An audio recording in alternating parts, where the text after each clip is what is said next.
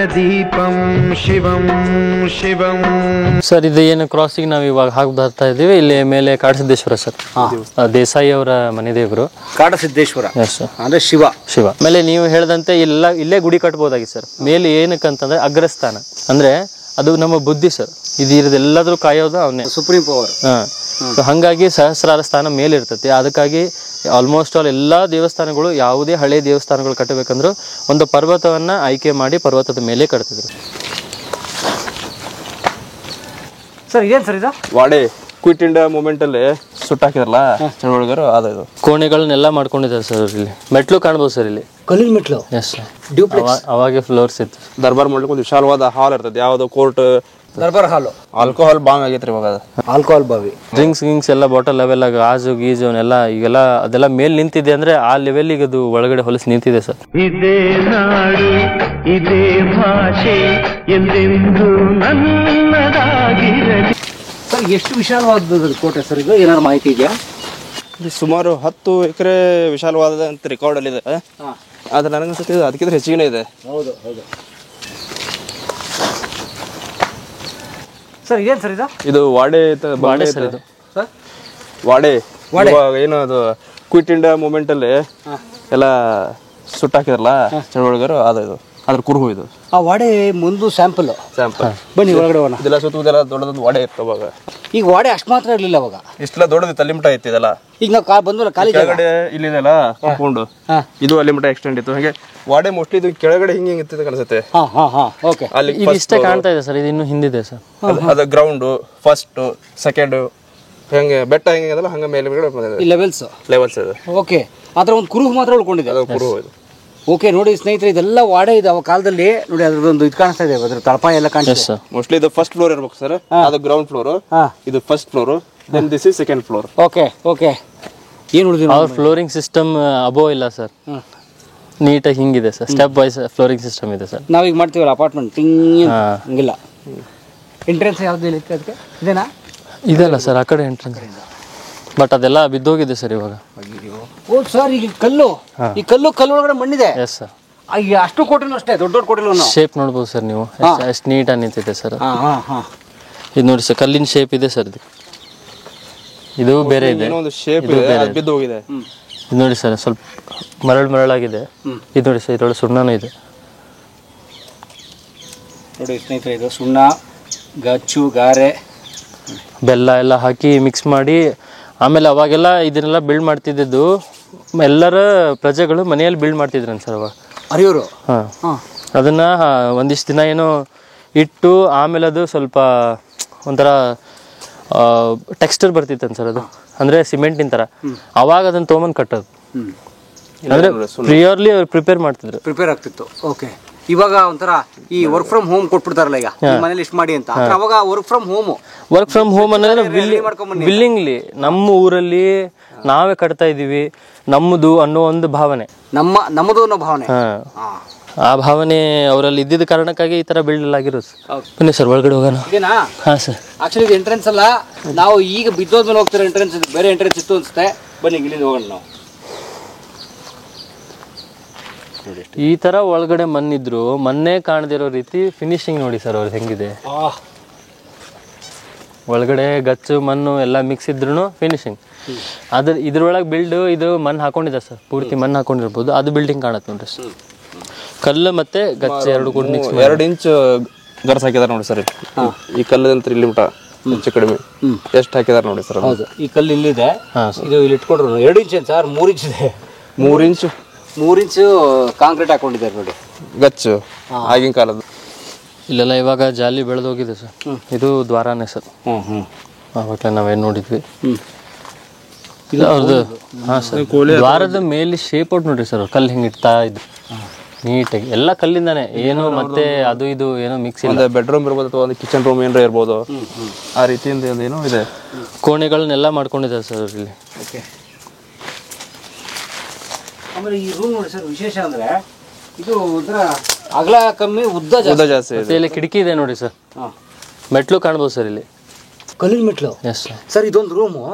ಆ ಕಡೆಯಿಂದ ಈ ರೂಮ್ ಮೇಲೆ ಹತ್ತಕ್ಕೆ ಒಂದು ಜಾಗ. ಡ್ಯೂಪ್ಲೆಕ್ಸ್ ಅವಾಗೆ ಫ್ಲೋರ್ಸ್ ಇತ್ತು.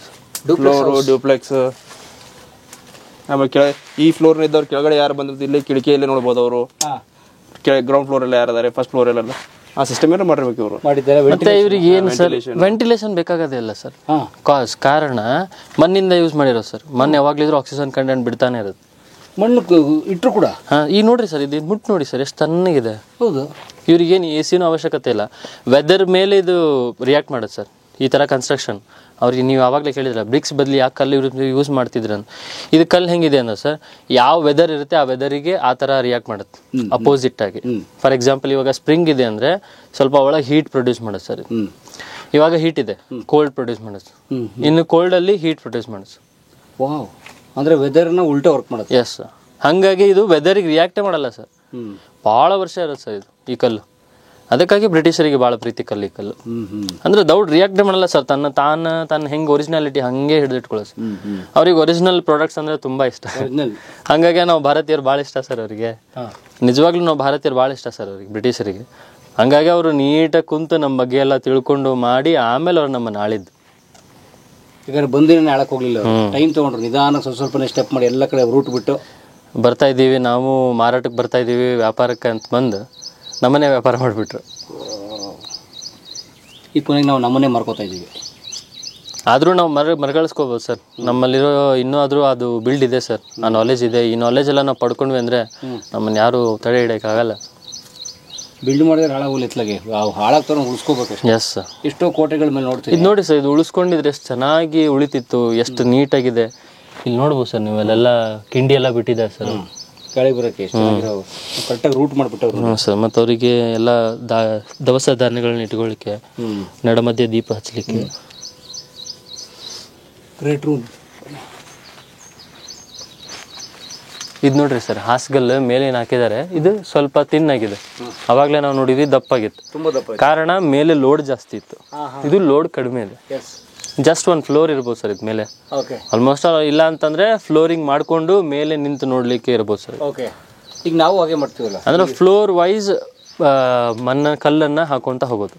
ಅಂದ್ರೆ ಸುಮ್ಮನೆ ಕಟ್ತೀನಿ, ಎಲ್ಲಾನು ಗಟ್ಟಿ ಕಟ್ತೀನಿ, ಎಲ್ಲಾ ಕಡೆನೂ ಅದೇ ತರ ಕಲ್ಲು ಯೂಸ್ ಮಾಡ್ತೀನಿ, ದೊಡ್ಡ ದೊಡ್ಡ ಕಲ್ಲು ಇಡ್ತೀನಿ. ಇಲ್ಲ, ಕಲ್ಲು ಸಿಸ್ಟಮ್ ವೈಸ್ ಅಂದ್ರೆ ಎಷ್ಟು ಕನ್ಸ್ಟ್ರಕ್ಷನ್ ಇದೆ ಅದ್ರ ಕ್ಯಾಲ್ಕುಲೇಷನ್ ಮೇಲೆ ಕಲ್ಲನ್ನ ಬ್ರೇಕ್ ಮಾಡ್ಕೊಳ್ಳೋದು. ಇಟ್ಟಿಗೆ ತರ ಅದನ್ನು ಸತ್ಯ ಫ್ಲೋರ್ ವೈಸ್ ಮಾಡ್ಕೊಂಡು ಬ್ರಿಕ್ಸ್ ತರ ಮಾಡ್ಕೊಂಡು ಇಟ್ಕೊಂಡಿರೋದು ಇರ್ಬೋದು ಸರ್ ಬಹುಶಃ. ಅಥವಾ ಕಲ್ಲಿಟ್ಟಿದ್ದಕ್ಕೆ ಅಷ್ಟೇ ಬಂದಿರ್ಬೋದು. Yes sir. ಅವಾಗ ಜೀರ್ಣೋದ್ಧಾರ ಏನಾದ್ರು ಕೈ ಹಾಕಿದ್ರಾ ಇದಕ್ಕೆ? ಯಾಕಂದ್ರೆ ಈ ಥರ ಸಿಮೆಂಟ್ ಎಲ್ಲ ವರ್ಕ್ ಮಾಡಿದಾರಲ್ಲ. ಸಿಮೆಂಟ್ ವರ್ಕ್ ಮಾಡಿದಾರ್ರಿ, ಅಂದ್ರೆ ಅದು ಉಳಿಲಿಕ್ಕೆ ಕಷ್ಟ ಮಾಡಿದಾರೆ. ಯಾವಾಗ ಆಗತ್ತಿದ್ದು ಅಂದ್ರೆ ಯಾವಾಗ ಶೂಟಿಂಗ್ ಟೈಮ್ ನಡಾತಿದ್ವು ಅಲ್ರಿ ಇಲ್ಲಿ, ಅವಾಗ ಮೇಂಟೆನೆನ್ಸ್ ನಾಗಿತ್ತು ಅದು. ಅವಾಗ ಬೇಡಿಕೆ ಒಳಗಿತ್ತು ಕೋಟೆ. ಎಷ್ಟು, ಒಂದು 20 ವರ್ಷದಿಂದ? ಹಾ, 20 ವರ್ಷ 30 ವರ್ಷ ಹಿಂದೆ ಭಾಳ ತುಂಬಾ ಬೇಡಿಕೆ ಇತ್ತು ಸರ್ ಇದು. ಸರ್, ಯಾವ್ಯಾವ ಸಿನಿಮಾ ಶೂಟಿಂಗ್ ಆಗಿದೆ ಸರ್ ಇಲ್ಲಿ? ಇಲ್ಲಿ ಪ್ರಪ್ರಥಮವಾಗಿ ನಾನು ನೋಡಿದ ಪ್ರಕಾರ ಅಂದರೆ ನಮ್ಮ ಹಿರಿಯರು ಹೇಳ್ತಾ ಇದ್ದಾರೆ, ನಾನು ಆ ಚಿತ್ರ ನೋಡಿದ್ದೇನೆ. 1961 ಡಾಕ್ಟರ್ ರಾಜ್ಕುಮಾರ್ ಅವರ ಕಿತ್ತೂರಾಣಿ ಚೆನ್ನಮ್ಮ ಚಿತ್ರವನ್ನು ಶೂಟಿಂಗ್ ಆಗಿದೆ. ತದನಂತರ ಇಲ್ಲಿ ನೀಲಾ ಅನ್ನೋದು TS ನಾಗಾಭರಣ ಅವ್ರದ್ದು 2000 ಚಿತ್ರೀಕರಣ ಆಗಿದೆ. ದರ್ಶನ್ ಅವ್ರದ್ದು ಸ್ವಾಮಿ, ಶಿವರಾಜ್ಕುಮಾರ್ ಅವ್ರದ್ದು ಶ್ರೀರಾಮ, ಇನ್ನೊಂದೆರಡು ಮೂರು ಶಿವರಾಜ್ಕುಮಾರ್ ಅವ್ರದ್ದು, ದರ್ಶನ್ ಅವ್ರದ್ದು ಫಿಲ್ಮ್ಗಳು ಶೂಟಿಂಗ್ ಆಗಿದ್ದಾವೆ.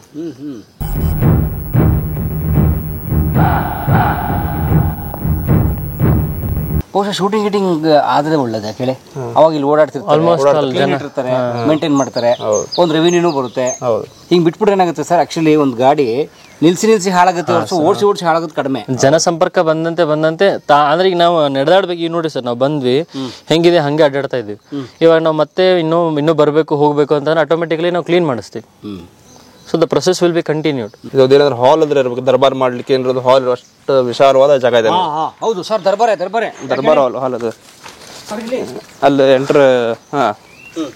ಇಲ್ಲಿ ಎಂಟ್ರೆನ್ಸ್ ಎಲ್ಲ ಅವ್ರು ಕುಂತು ದರ್ಬಾರ್ ಮಾಡ್ಲಿಕ್ಕೆ ಒಂದು ವಿಶಾಲವಾದ ಹಾಲ್ ಇರ್ತದೆ. ಯಾವುದೋ ಕೋರ್ಟ್ ಕಚೇರಿಗಳು, ರಾಜರ ಮಹಾರಾಜ ಹತ್ರ ಬರ್ದವ್ರು ವ್ಯಾಜ್ಯಗಳು ತೀರ್ಮಾನ ಮಾಡ್ಲಿಕ್ಕೆ ಇಲ್ಲಿ ಅವರು ದರ್ಬಾರ್ ಮಾಡ್ತಾ ಇದ್ರು ಅನ್ಸುತ್ತೆ. ದರ್ಬಾರ್ ಹಾಲು ಅಥವಾ ಒಂದು ಪಬ್ಲಿಕ್ ಮೀಟಿಂಗ್ ಏರಿಯಾ.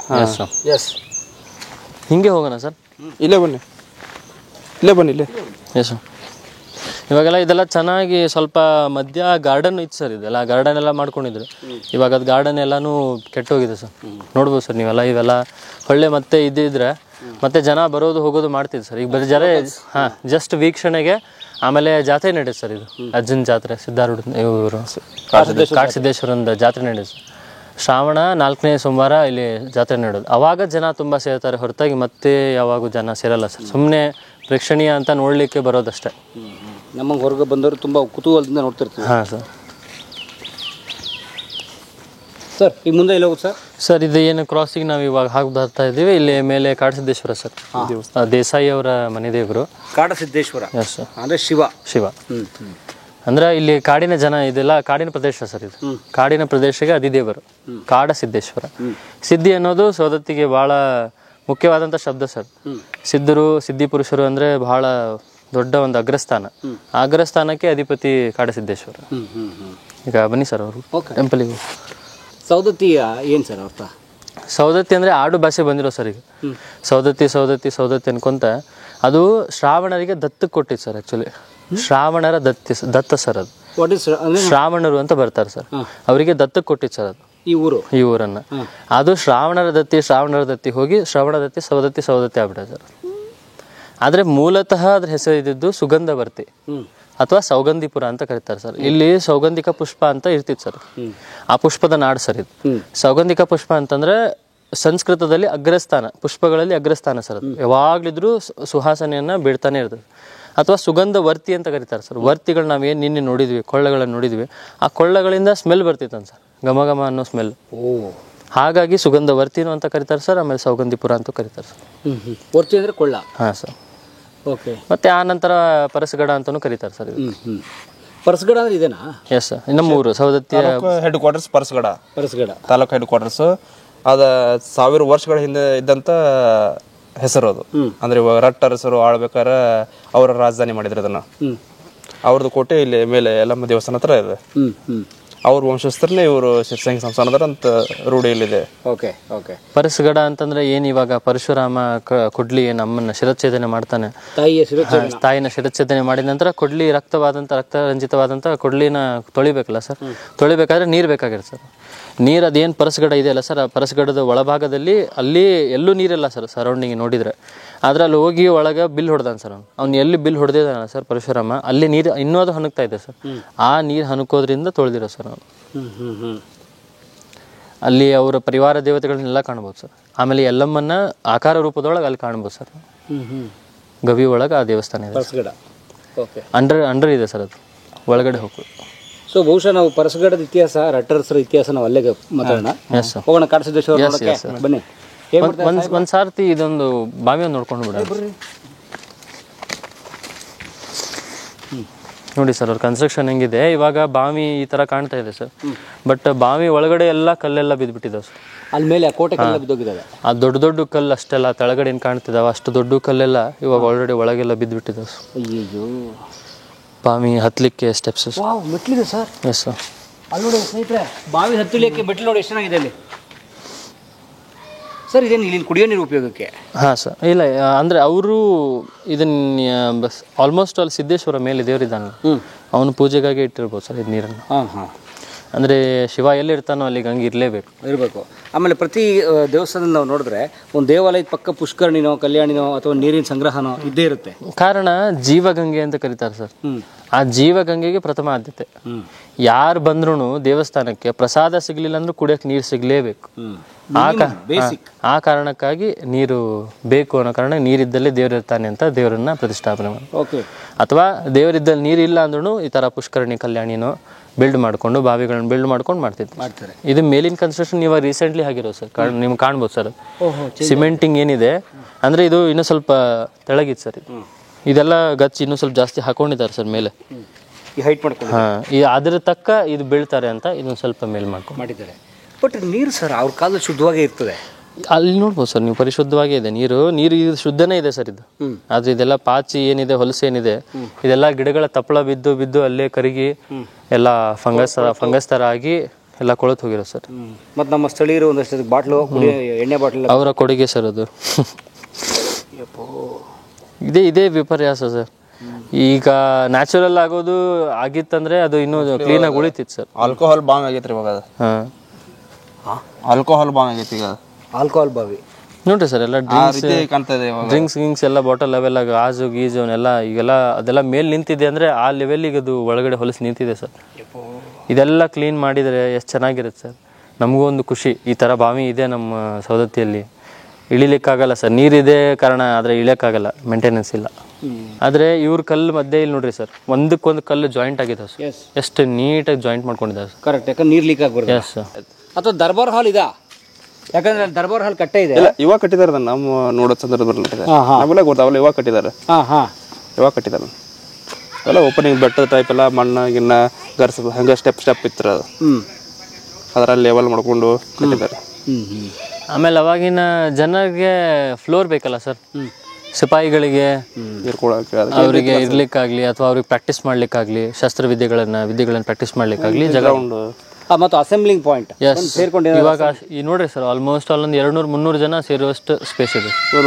ಅಸೆಂಬ್ಲಿ ದರ್ಬಾರ್ ಹಾಲ್ ಇದ್ರೆ ಡೈರೆಕ್ಟ್ ಅಲ್ಲೇ ಕುಂತ ಅವರು ಇವ್ರು ಏನ್ ಮಾಡ್ತಾ ಇದಾರೆ ಅಲ್ಲ ಸೈನಿಕರಂತ ಅಲ್ಲಿಂದ ಕುಂತು ಡೈರೆಕ್ಟ್ ವೀಕ್ಷಣೆ ಮಾಡ್ತಿರ್ಬೋದು. ಏನೋ ಸೆಂಟರ್ ಪಾಯಿಂಟ್ ಇದೆ ಅದು. ಓಕೆ, ಬಟ್ ವಾಡೆ ಏನಿದ್ರು ಆ ಕಡೆಗೆ. ಹೋಗೋಣ ಬನ್ನಿ, ಈಗ ಎಲ್ಲರೂ ಕಾಡಸಿದ್ದೇಶ್ವರ ನೋಡ್ಕೊಂಡ್ ಬರೋಣ. ಅಲ್ಲಿ ಹತ್ತಕ್ಕೆ ಅಂತ ಒಳ್ಳೆ ಮೆಟ್ಲು ಮಾಡಿದ್ದಾರೆ. ಎಸ್, ಮೇಲೆ ನೋಡ್ರಿ ಸರ್ ಕನ್ಸ್ಟ್ರಕ್ಷನ್ ಯಾವ ಥರ ಇದೆ, ಇಲ್ಲಿಂದ ವ್ಯೂ ಪಾಯಿಂಟ್ ಎಷ್ಟು ನೀಟಾಗಿ ಕಾಣುತ್ತೆ, ಯಾವ ಥರ ಕ್ಯಾಲ್ಕುಲೇಷನ್ಸ್.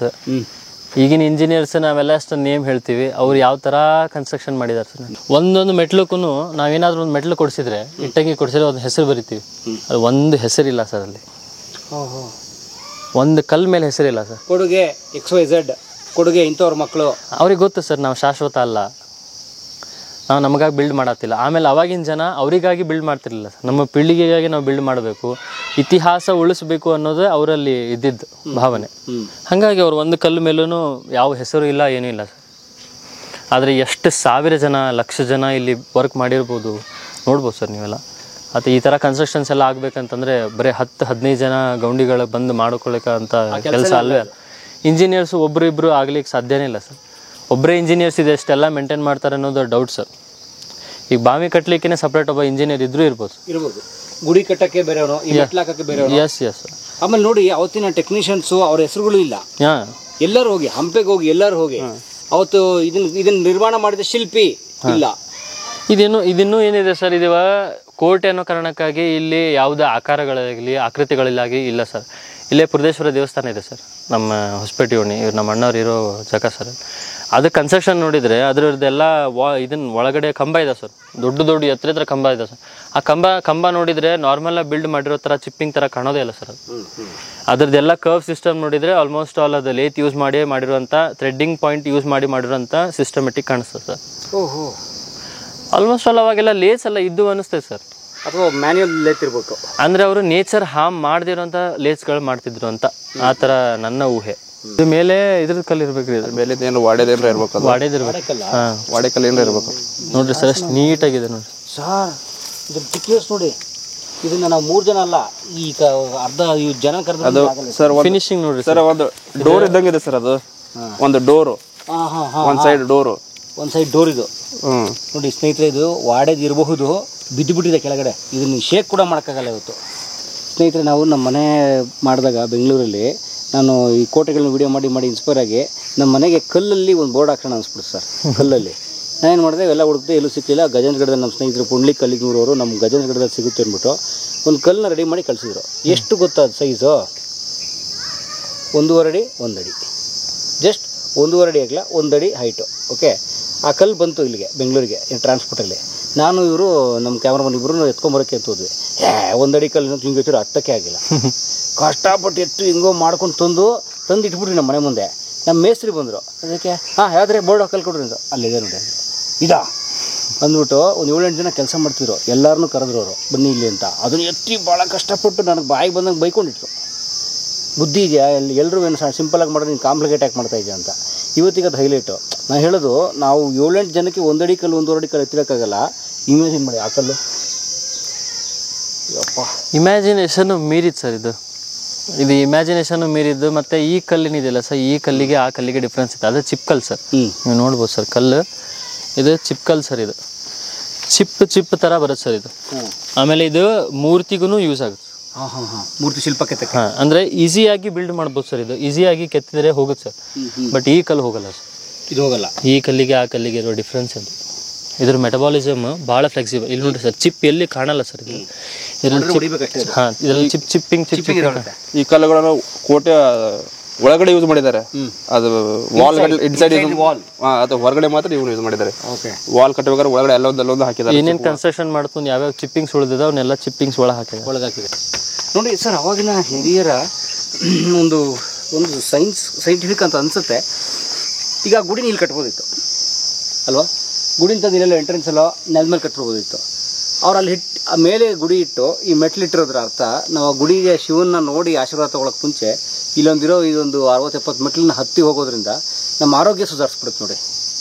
ಈಗ ನಾವು ವಾಕ್ ಮಾಡ್ತೀವೋ ಇಲ್ವೋ ಮನೇಲಿ ಏನಾಗುತ್ತೋ ಏನೋ, ಇದನ್ನ ಹತ್ತಿ ಇಳಿದೇನಾಗುತ್ತೆ, ಒಂದ್ಸಲ ಹತ್ಬೇಕು ಒಂದ್ಸಲ ಇಳಿಬೇಕು.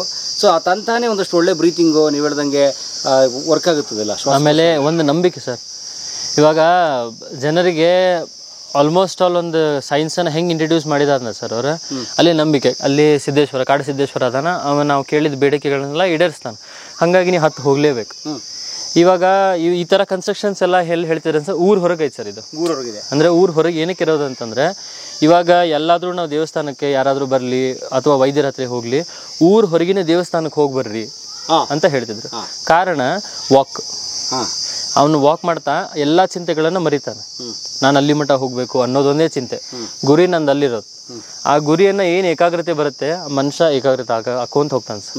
21 ಡೇಸ್, ಆಮೇಲೆ ಮತ್ತು 41 ಡೇಸ್, 48 ಡೇಸ್, 42 ಡೇಸ್, ಈ ಥರ ಮಂಡಳ ಗಂಟ್ಲೆ ಅವರನ್ನು ವಾಕ್ ಮಾಡಿಸ್ತಿದ್ರು.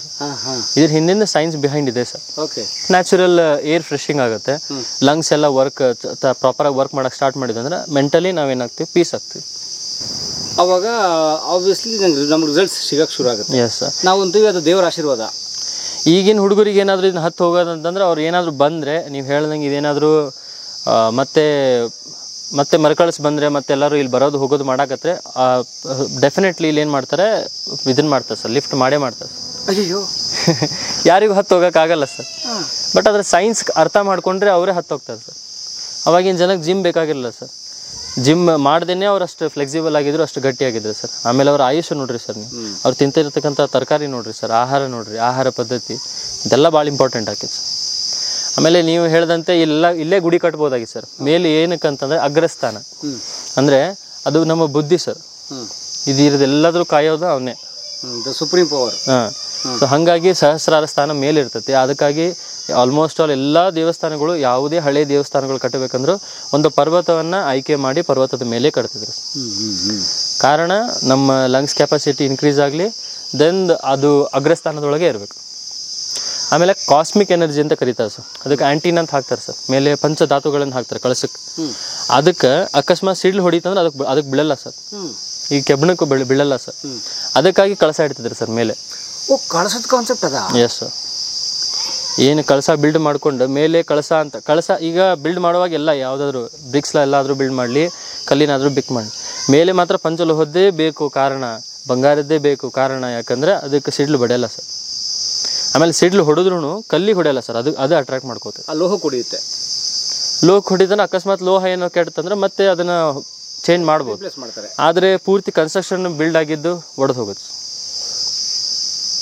ಅವ್ರ ಸೈನ್ಸ್ ನೋಡ್ರಿ ಸರ್ ಯಾವ ಥರ ಇದೆ ನೋಡಿ. ಹೇಳೋದು ಈಗ ನಮ್ಮ ಹಿರಿಯರು ಹೇಳ್ತಾರಲ್ಲ, ಈಗ ಮದುವೆ ಆಗ್ತಾ ಇಲ್ವಾ, ಹೋಗಿ ಒಂದು 21 ಡೇಸು ನಮಸ್ಕಾರ ಆಗಿ ಸಿದ್ದೇಶ್ವರ ನನಗೆ. ಆಮೇಲೆ ಮಕ್ಕಳಾಗ್ತಾ ಇಲ್ವಾ, ಒಂದು 21 ಡೇಸು ಅಶ್ವತ್ಥಕಟ್ಟೆ ಸುತ್ತು, ನಾಗರಕಲ್ ಸುತ್ತು ಅಂತಿದ್ರು ನೋಡಿ. ಇದು 10 ಇಳಿದ್ಬಿಟ್ರೆ ಎಷ್ಟೋ ಬ್ರೀತಿಂಗ್ ಹಾರ್ಮೋನ್ಸ್ ಲೆವೆಲ್ ಮ್ಯಾನೇಜ್ ಆಗ್ತದೆ ಸರ್. ಇದು 10 ಇಳಿಯೋದ್ರಿಂದ ವಾಕಿಂಗ್ ಸ್ಟೆಪ್ಸ್ ವಾಕಿಂಗ್, ಆಮೇಲೆ ಮೌಂಟೇನ್ ಟ್ರ್ಯಾಕಿಂಗ್ ಇದು ಮಾಡೋದಕ್ಕೆ ಕಾರಣ ಅದ್ರ ಹಿಂದಿನ ಸರ್. ಮಾಡಿ ಮೌಂಟೇನ್ ಟ್ರ್ಯಾಕಿಂಗ್ ಅಂದ್ರೆ ಯಾರು ಮಾಡಲ್ಲ ಸರ್. ಅಲ್ಲಿ ಏನೈತಿ ಬಿಡು ಹೋಗೋದು, ಗುಡ್ ಐತಿ, ಬರೇ ಗಿಡಗಳದಾವು, ಏನು ಹೋಗೋದು. ಇಲ್ಲಿ ದೇವ್ರ ಅದಾನ ಅನ್ನೋ ಒಂದು ನಂಬಿಕೆ ಐತಲ್ಲ ಸರ್, ಅದಕ್ಕಾಗಲೇ ಹತ್ತಲೇಬೇಕು. ಓಕೆ, ನಮ್ಮ ಹಿರಿಯರು ಸುಮ್ಮನೆ ಈ ಮೆಟ್ಲ ಹತ್ರ ಒಳ್ಳೇದಾಗುತ್ತೆ ಯಾವನು ಕೇಳಲ್ಲ. ಹಂಗಾಗಿ ದೇವರನ್ನ ಕುಂದಿಸ್ಬಿಟ್ರೆ ಅಂತಂದ್ರೆ ತಮ್ಮ ಇಚ್ಛೆಗಾಗಿ ಆದರೂ ಆಗಲಿ, ನಾ ಹಂಗಾಗ್ಬೇಕು ಅನ್ನೋ ಒಂದು ಭಾವನೆಯಿಂದ ಆಗಲಿ ಅವ್ರು ಆಟೋಮೆಟಿಕ್ಲಿ ಹೋಗಿ ಹೋಗ್ತಾರೆ. ಅಂದ್ರೆ ಅವ್ರು ಫೋರ್ಸ್ಫುಲಿ ನಮ್ಮ ಹೆಲ್ತನ್ನು ಚಲೋ ಇಡ್ಸಿದ್ರಿ ಸರ್. ಬನ್ನಿ ಸರ್ ಹೋಗೋಣ.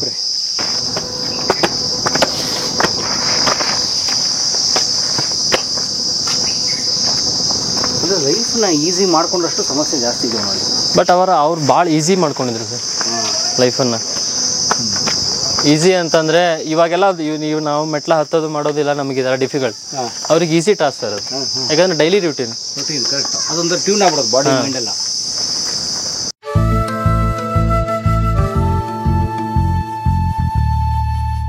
ಕಲಾ ಮಾಧ್ಯಮದ ಎಲ್ಲಾ ಎಪಿಸೋಡುಗಳು ನಿಮಗೆ ಸಿಗಬೇಕು ಅಂತಂದ್ರೆ ಕಲಾ ಮಾಧ್ಯಮ ಯೂಟ್ಯೂಬ್ ಚಾನೆಲ್ನ ಸಬ್ಸ್ಕ್ರೈಬ್ ಮಾಡಿ, ಬೆಲ್ ಐಕಾನ್ನ ಕ್ಲಿಕ್ ಮಾಡಿ, ತಪ್ಪದೇ ಮಾಡಿ. ಈ ವಿಡಿಯೋ ನೋಡಿದ್ದಕ್ಕೆ ನಿಮಗೆ ತುಂಬಾ ಧನ್ಯವಾದಗಳು.